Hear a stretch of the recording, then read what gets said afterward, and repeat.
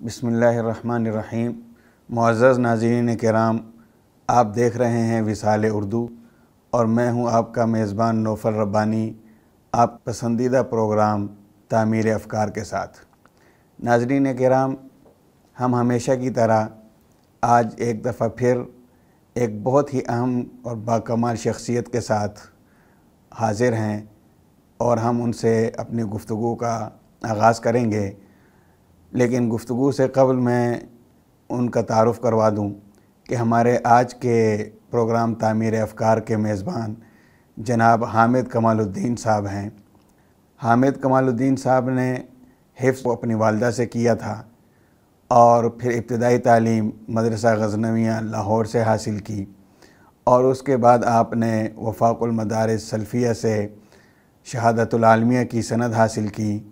اور Islamic university اسلام آباد سے آپ نے LLB کیا، اور اس کے ساتھ ساتھ آپ مختلف اہل فن کے پاس مختلف فنون پڑھتے رہے۔ شیخ عبدالحمید اظہر کے پاس آپ نے اصول الفقہ کی تعلیم حاصل کی اور درس و تدریس کے ساتھ آپ کافی عرصے سے منسلک ہیں۔ آپ امریکہ میں وہاں کا جو ایجوکیشنل سٹی ہے بوسٹن میں آپ اسلامک سنٹر کو چلاتے رہے ہیں، وہاں آپ امام و خطیب تھے، اور اس وقت آپ کے زیر ادارت ایقاظ رسالہ نکل رہا ہے، اور اس کے ساتھ ساتھ آپ درس و تدریس سے منسلک ہیں اور اپنے ادارے کے اندر مختلف کلاسز کا اجرا کیے ہوئے ہیں۔ آپ کے زیر تدریس تفسیر حدیث، فقہ اور عقائد جو مضامین ہیں وہ آپ پڑھا رہے ہیں۔ ناظرین کرام، آپ کی تحریری صلاحیت، آپ کی تقریری صلاحیت بہت ساروں کے لیے وہ مشعل راہ ہے اور بہت سارے لوگوں کے لیے وہ راہ نجات ہے اور ہدایت کا ذریعہ بنی ہے۔ ہم بہت مشکور ہیں کہ انہوں نے ہمیں وقت دیا ہے۔ آئیں ناظرین، شیخ حامد کمال الدین سے اپنی گفتگو کا آغاز کرتے ہیں۔ السلام علیکم ورحمۃ اللہ وبرکاتہ۔ وعلیکم السلام۔ شیخ، آپ کا بہت شکریہ، آپ نے ہمیں وقت دیا۔ شیخ، میرا پہلا سوال آپ سے یہ ہے کہ آپ اتحاد امت کے داعی ہیں، اتحاد کی آپ کی تحریرات اور آپ کے تقاریر ہم سنتے رہتے ہیں، تحریرات پڑھتے ہیں۔ آپ بارش کے ان چند پہلے قطروں میں سے ہیں جو اتحاد امت کی آواز لگاتے ہیں اور اس کے بعد موسلادھار بارش ہوتی ہے۔ تو ہمارے اسلامیان بر صغیر کے اندر جو مسلکی منافرت ہے، یہ اس کے اسباب خارجی ہیں یا داخلی ہیں؟ یہ ہمارے اپنے اندر کے اسباب کی وجہ سے ہے یا بیرونی قوتوں کا بھی اس میں عمل دخل ہے؟ دیکھیے، بسم اللہ الرحمن الرحیم، الحمدللہ والصلاۃ والسلام علی رسول اللہ۔ بیرونی قوتیں ظاہر ہے کہ ہمارے بہت سارے جو ویک پوائنٹس ہوتے ہیں ان کو استعمال کرتے ہیں، اور کیونکہ یہ بھی ایک ویک پوائنٹ ہے تو اس وجہ سے اس کا فائدہ کچھ لیتے ہوں گے،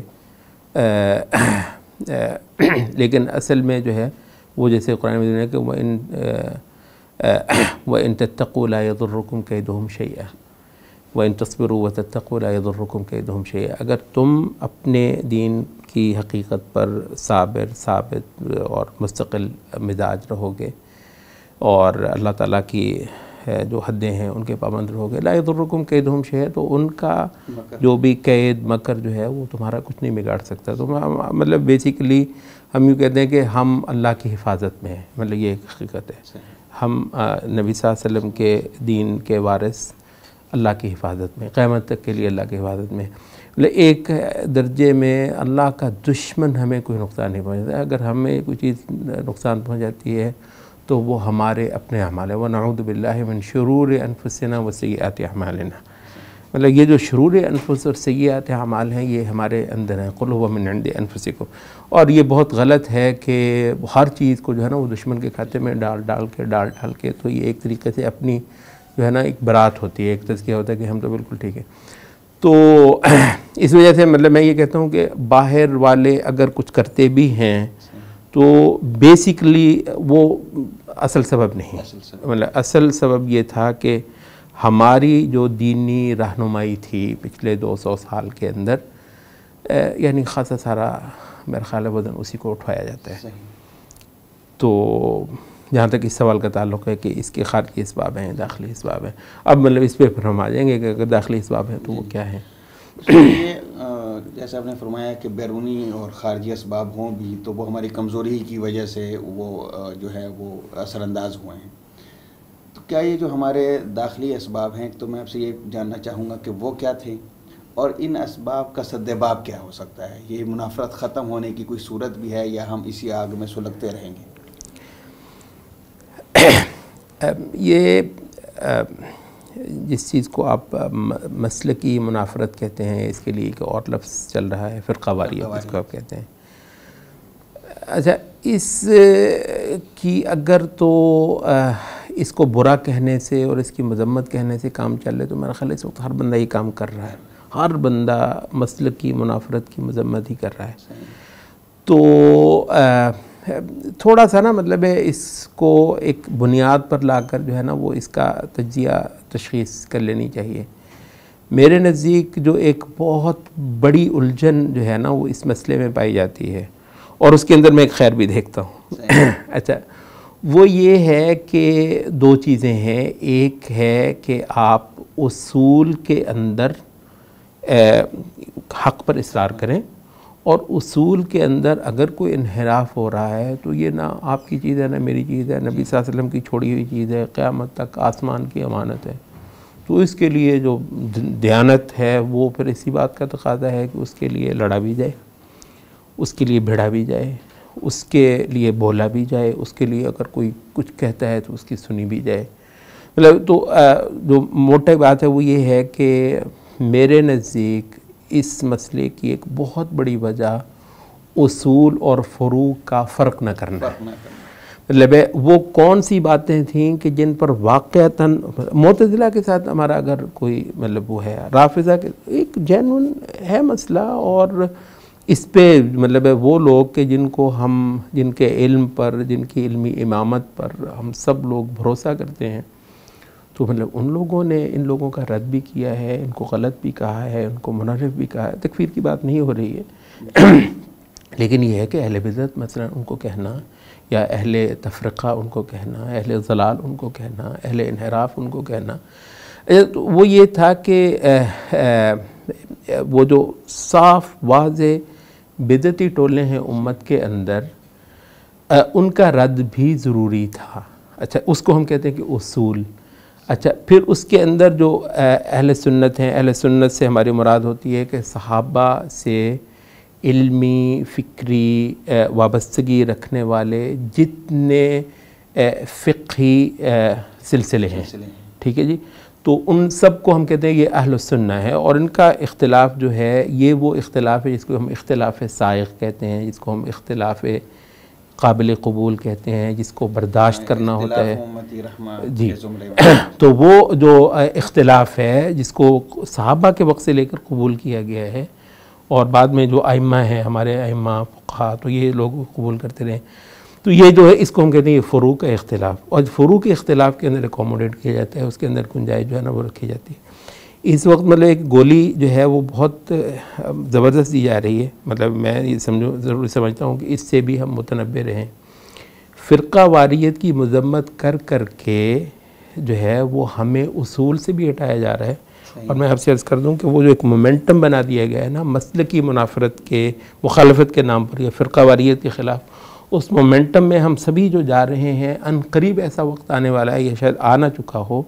کہ مطلب ہے کہ رافضہ کے خلاف بھی جب آپ کچھ بولنے لکھیں گے کہ فرقہ واریت ہے،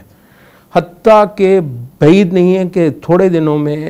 قادیانیت کے خلاف جب آپ بات کریں کہ یار یہ آپ جو ہے نا یہ آپ فرقہ واریت پھیلا رہے ہیں، تو پھر وہ کیا ہوتا ہے کسی کو غلط نہیں کہو، سبحان اللہ، کسی کو غلط نہ کہو تو دین کیسے محفوظ رہے گا آپ کا؟ تو اس وجہ سے مطلب میں یہ سمجھتا ہوں کہ انہوں نے جو ہے نا اس کو ایک پیکج بنا دیا ہے، اصول اور فروع کو یوں یہ کر دیا ہے، جب وہ فرقہ واریت کی مذمت کریں گے تو ہم اصول سے بھی جائیں گے، اور جب وہ مطلب ہے کہ ان بحثوں کی گنجائش دیں گے تو ہم فروع میں لڑیں گے، میری آپس کی آپ کے ساتھ جو ہے نا وہ ہو جائے گی۔ تو اللہ علم مطلب میں جو ایک بہت بڑا اس کا جو سبب سمجھتا ہوں وہ یہ ہے کہ امت کو اصول اور فروع کا سب فرق سمجھانا، اہل السنہ والجماعہ کا ایک دائرہ سمجھانا، بدعتی ٹولوں کے حوالے سے وہ جو ہمارا 1400 سالہ پرانا ایک ڈسکورس چلا آ رہا ہے اس کو لوگوں کے ذہنوں کے اندر بٹھانا. تو یہ ایک طبی بات ہے کہ حق کی اتباع کا جذبہ اللہ نے محمد صلی اللہ علیہ وسلم کی امت کے اندر رکھا ہوا ہے. وہ جب دیکھے گا کسی بڑے انحراف کو دین کے اندر، کسی صاف بدعت کو، کسی شرکیہ رجحان کو، کسی مطلب ہے صحابہ سے تصادم کے کسی اس کو، اچھا تو اس پر جو ہے نا وہ کرے گا، وہ مطلب وہ مزاحمت دے گا. تو مطلب ہے کہ اس وجہ سے جب آپ اس جذبے کو اس کی صحیح جگہ نہیں دیں گے تو پھر ہر جگہ لڑے گا، وہ ہر جگہ لڑائی کرے گا. تو میرے نزدیک تو مطلب اس کی بہت بڑی وجہ جو ہے نا اصول اور فروع کا فرق واضح نہ کرنا ہے. اور میں تو اس سے بہت زیادہ خوش اور مطمئن نہیں ہوں کہ اس وقت کچھ کامیابی جو ہے وہ فرقہ واریت کے روک میں پالی گئی ہے. میڈیا کے اندر بھی، حتیٰ کہ مساجد کے اندر بھی ایک فضا سی بن رہی ہے. یار کسی کو برا نہیں کہنا، کسی کو غلط نہیں کہنا، بظاہر یہ ایک بہت اچھی بات ہے، میں خود اس کو مطلب بہت پسند کرتا ہوں. مگر میں اس کے پیچھے چھپے ہوئے کئی ساری چیزوں کو بھی صاف محسوس کر رہا ہوں. میں اس سے بہت زیادہ خوش نہیں ہوں کیونکہ یہ فرقہ واریت کا جو خاتمہ کیا گیا ہے وہ ایک اصول کی بنیاد پر نہیں ہوا ہے. وہ خارجی اثرات جو ہے نا، وہ خارجی ایک ایجنڈا تھا جس نے ہمیں ایک گولی دی، اور اس میں جو ہے نا ہم سب لوگ جو ہیں وہ فرقہ واریت سے بھی پیچھے ہٹے ہیں. تو مطلب وہی ہے کہ مطلب ہے کہ جب آپ کچھ چھوڑیں گے تو حق بھی چھوٹ جائے گا، جب آپ پکڑیں گے تو کچھ غلط کو بھی آپ اختیار کر لیں گے. تو بہت ایک موٹی ضرورت ہے ہماری، اور آج بھی ضرورت ہے کہ ہم بدعت اور سنت کا ایک جو بہت بنیادی فرق ہے وہ کریں. اور امت کے جو تاریخی دشمن ہیں امت کے اندر، امت کے جو تاریخی انحرافات ہیں، جو واضح منحرف ٹولے ہیں، ان کو آج بھی لوگوں کو آئیڈینٹیفائی کروائیں. اور ان کے مقابلے پر جو وابستگان صحابہ ہیں ان کی وحدت کو ہم لے کر آئیں، اور صرف اس وحدت کو ہم حق کہیں اور اسی کو اون کریں، اسی کو پروموٹ کریں. اور وہ بہت سارے اہل باطل کو وہ ظاہر ہے وہ تکلیف دے گا، لیکن مطلب ہم اسی پر آئیں گے تو انشاءاللہ یہ ایک صحیح ڈگر پہ چلے گا کام. مطلب یہ کہ آپ اس بات سے متفق ہیں کہ کچھ داخلی سبب بھی ہیں، خارجی بھی ہیں، اور خارجی اسباب جو ہیں وہ ہماری کمزوری ہی کی وجہ سے ہیں. ایک سبب کی طرف آپ نے نشاندہی کہ اصول اور فروع کا فرق جو ہے وہ ختم کر دیا گیا. لیکن شیخ ہم دیکھتے ہیں کہ ماضی میں بھی یہ ابحاث ہوتی رہی ہیں، اختلافات ہوتے رہے ہیں، وہ اصول میں ہوتے رہے ہیں اور ائمہ کرتے رہے ہیں، اہل علم کرتے رہے ہیں. لیکن یہ جو ہمارے اندر ہر آدمی، عوام، خواص، ہر آدمی جو ایک بن چکا ہے اور فرقہ واریت کی لپیٹ میں آ گیا اور وہ فرقہ وارانہ گفتگو کر رہا ہے، بات کر رہا ہے، تو یہ کمزوری کہاں سے آئی کہ اہل علم کی گفتگویں جو ہیں وہ عوام کے اندر آئیں اور پھر اس سے نفرتیں پھیلیں؟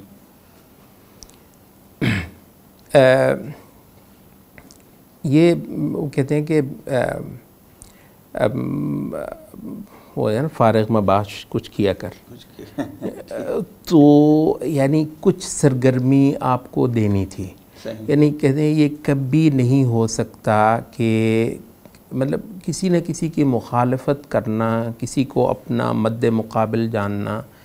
یعنی یہ انسانی ضرورت ہے. حتیٰ کہ امریکہ کے بارے میں کہا جاتا ہے کہ امریکہ کی وحدت کو بہت ساری اسٹیٹس کا مجموعہ نا 50 اسٹیٹس جو ہیں انہوں نے جوڑی ہیں. وہ کہتے ہیں مختلف ادوار میں امریکہ کو کوئی دشمن گھڑنا پڑا ہے،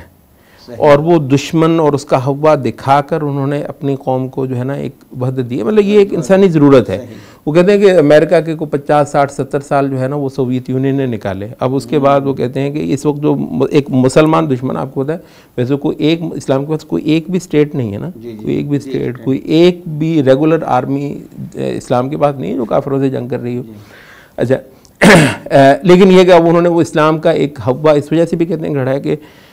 کہنے کا مطلب اصل میں یہ تھا کہ آپ کو اپنے اس مسلمان کو، خواہ وہ اس مسلک کا ہو، اس فقہ کا ہو، اس کو ایک دشمن آپ کو دینا ہے. دشمن آپ کی ضرورت ہے مطلب. اور انما وہ جو ہے ان الشیطان لکم عدو فاتخذوه عدوا، وہ اور جب شیطان کا جو حزب ہے. اچھا مسئلہ یہ ہے کہ پچھلے 150-200 سال سے دشمن جو ہے وہ ایک اس انداز میں ہمارے اوپر مطلب چڑھا.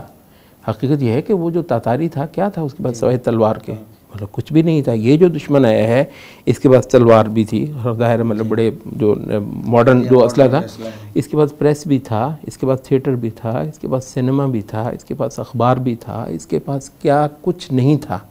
اور اس کا کفر بھی وہ کفر ہے جو اس سے پہلے شاید کسی ملت نے نہیں کیا ہوگا. یعنی انبیاء کے ساتھ اتنی منظم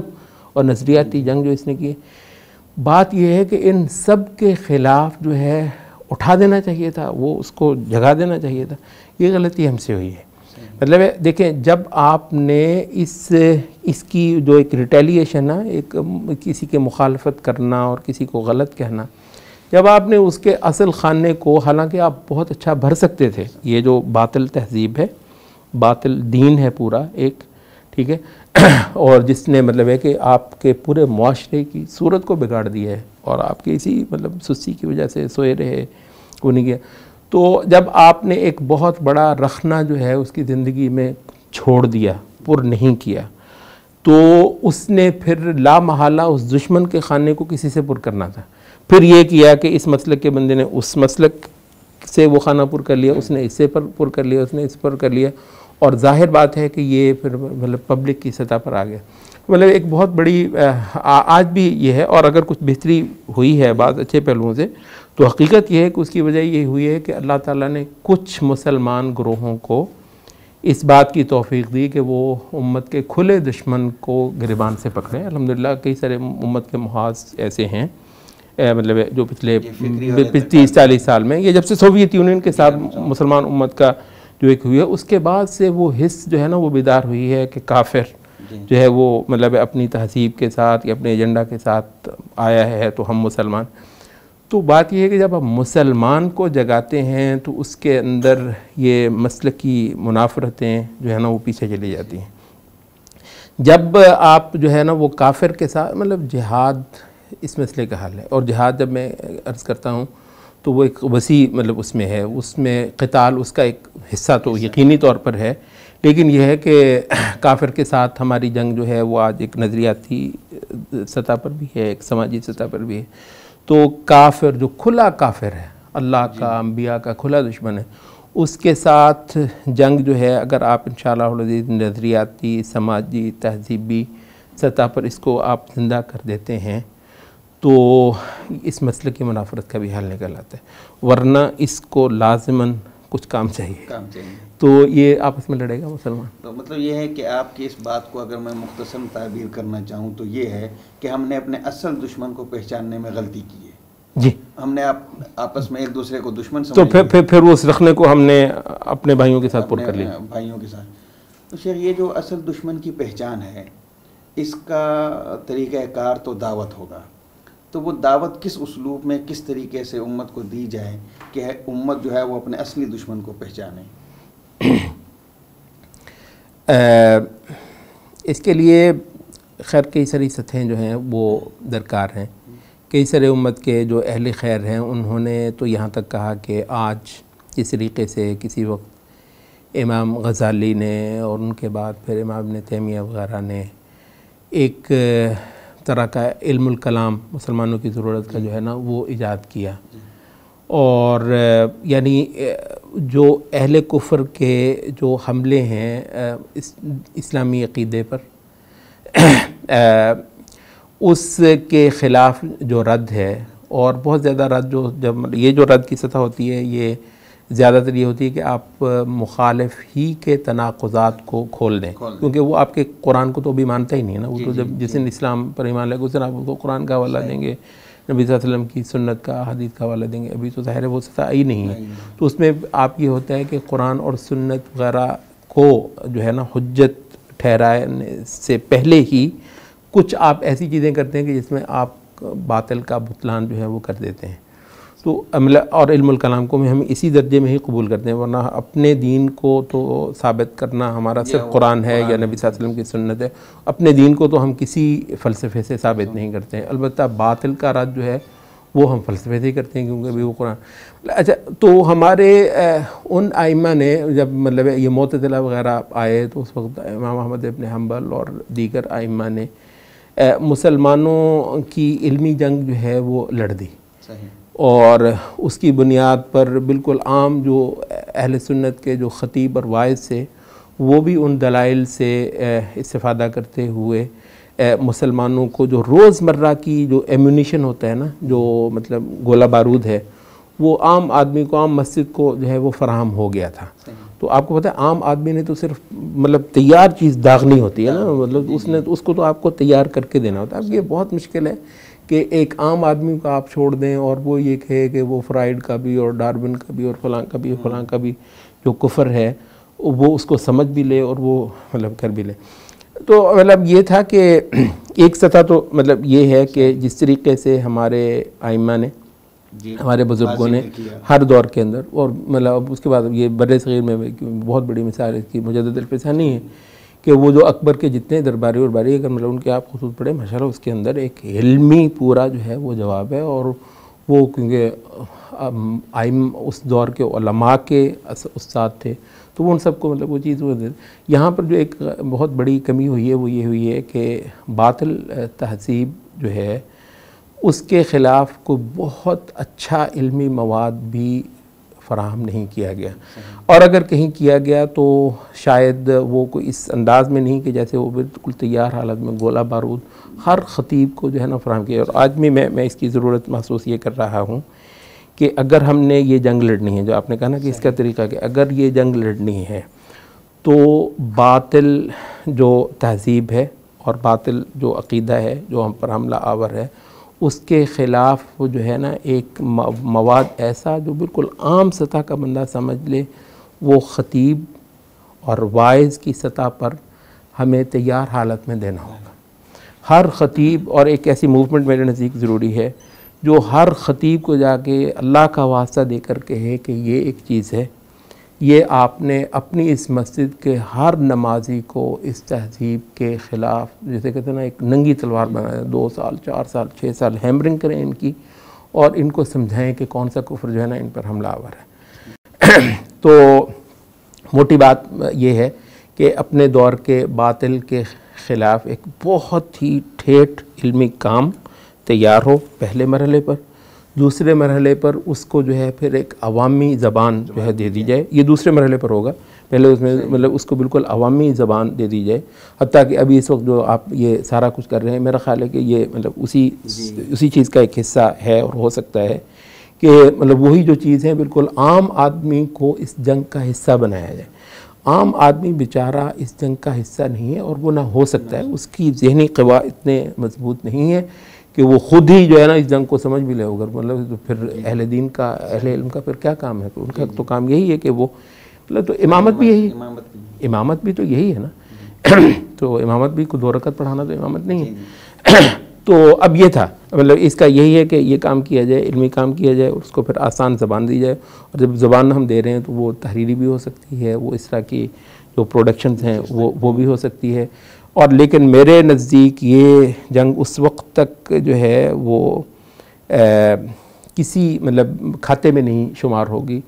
جب تک ہمارا واعظ اور خطیب جو ہے اس جنگ میں نہیں کودتا۔ ہمارے جتنے بڑے ائمہ علماء اس وقت مطلب ماشاءاللہ جو زندہ ہیں، ان لوگوں کو اس کا بندوبست کرنا ہوگا کہ وہ مسجد کو اس جنگ میں لیں۔ مطلب جب تک ہم یہ مطلب ٹھیک ہے اللہ یہ صرف یہ امت کو جگانے کے لیے چیزیں اچھی ہو سکتی ہیں، مگر یہ ہے کہ یہ کچھ بھی نہیں، یہ کچھ بھی نہیں جب تک ہماری مسجد نہیں جاگتی، جب تک ہماری مسجد جو ہے وہ اس جنگ کے اندر نہیں کودتی۔ ہر مسجد جو ہے وہ اللہ تعالیٰ کے دین کے اوپر جو اس وقت کھلا حملہ ہے، نہ آپ کا عقیدہ نہ آپ کی تہذیب، حتیٰ کہ یہاں جو ہے وہ تھوڑی دیر کے اندر اس چیز پہ جو ہے نا بحثیں ہونے والی ہیں کہ مرد کی شادی جو ہے کیا قباحت ہے اس کے اندر کیا، اور دلیلیں دینے والے بھی آ جائیں گے، آپ کو دلیلیں دینے والے آ جائیں گے کہ ہاں جی ہاں ٹھیک ہے، آپ سمجھیں، آپ کو قرآن حدیث کو آپ سمجھے ہی نہیں آج تک، ابھی مسئلے کے تو مطلب اس وجہ سے آپ کا ہر چیز اس وقت خطرے میں، ہر چیز اس وقت خطرے میں، تو مطلب مسجد کو آپ اس جنگ میں لے آئیے۔ شیخ آپ کی اس گفتگو کے بین سطور میں یہ سمجھ لوں یا میں ٹھیک سمجھوں گا کہ اس فرقہ واریت کی آگ بھڑکانے میں واعظ اور خطیب کا بڑا ہاتھ ہے، تو اس کو بجھانے میں بھی واعظ اور خطیب اپنا کردار ادا کرے۔ بالکل ٹھیک ہے، بالکل ٹھیک ہے، یعنی اور یہ اس کا کفارہ ہوگا، اور اگر اس کی مطلب ہے خطیبوں کو اگر اس کی قیمت بھی دینی پڑے تو میرا خیال ہے کہ دینی چاہیے، وہ کفارہ ہوگا اس کا. بالکل صحیح بات ہے. مطلب یہ ہے کہ اپنے جو ہمارا فطری اور اسلامی اور تہذیبی جو ہمارا چینل ہے یا ہمارا جو ذریعہ ابلاغ ہے وہ مسجد ہے. جی، یعنی جسے کہتے ہیں نا ایبسولوٹلی مسجد ہے، اور اس کے ماں سوا جو کچھ ہو رہا ہے وہ آپ اتنا کہہ لیجئے کہ اس مقصد کے حصول کو پہنچنے کے لیے ان کی جتنی کوشش ہے نا، مطلب میں جو کچھ لکھ رہا ہوں، آپ جو کچھ بول رہے ہیں، یہ جو کچھ ریکارڈ کر رہے ہیں،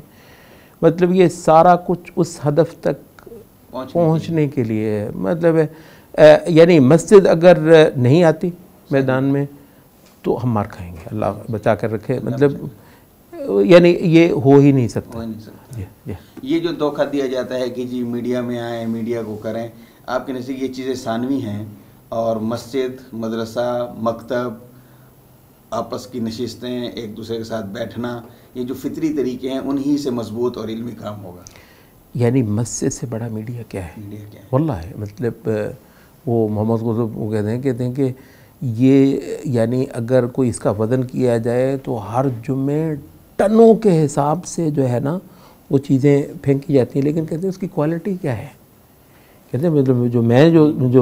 مجھے جو چیز پریشان کر رہی ہے وہ یہ ہے کہ مسجد کے ممبر سے